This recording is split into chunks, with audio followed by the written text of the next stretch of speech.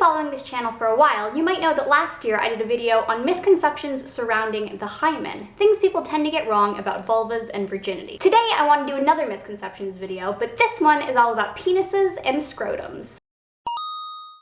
Let's start with a topic that lots of people of all sexes tend to be confused about. Blue balls. Is it really a thing? Are people with testicles just trying to guilt people into having sex with them? Yes.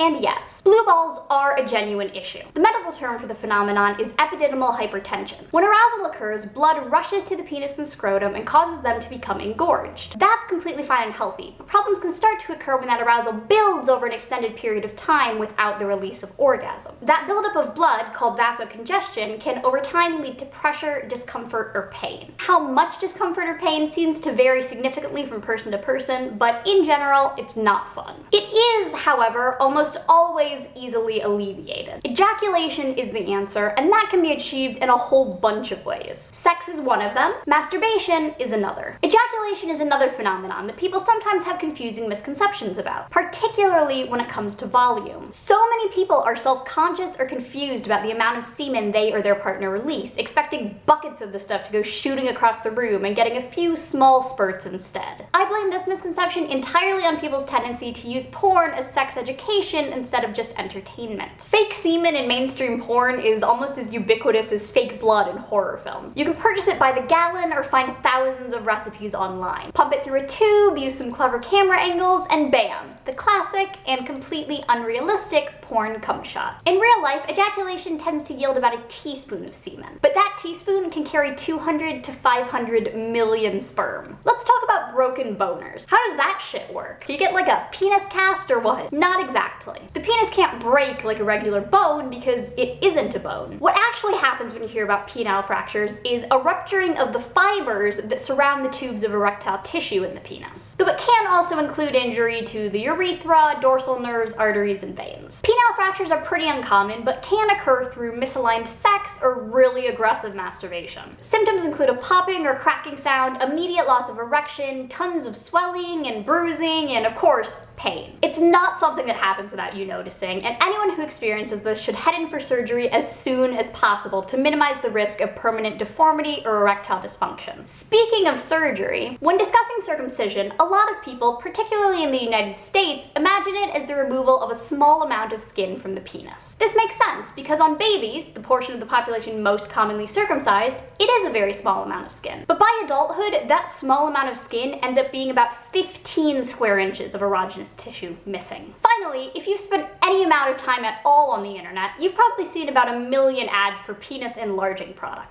Pumps, pills, patches, creams, gels, sprays. There is no shortage of companies out there preying on people's dick size insecurity. But do any of these things actually work? Science, thus far, has given us a pretty unanimous no. In fact, there's actually more evidence that many of these methods could actually be dangerous. The pills and topical treatments are largely unregulated and aren't required to prove safety or effectiveness at all. And using a pump too often or for too long can damage penis tissue. Surgery is the only confirmed method of permanent penis enlargement, and even that has a multitude of risks and isn't recommended for cosmetic purposes. But that's okay. Multiple studies have shown that the vast majority of people with anxiety about having a small penis are actually average sized. What are some other misconceptions you hear about penises and related anatomy? Let's discuss it in the comments. In other news, I recently put up a new blog post of mini reviews for some sex toys that I either bought or won but don't have time to review here on YouTube. I'll link that for those of you who don't follow my blog. Thanks for watching, and I'll see you next time.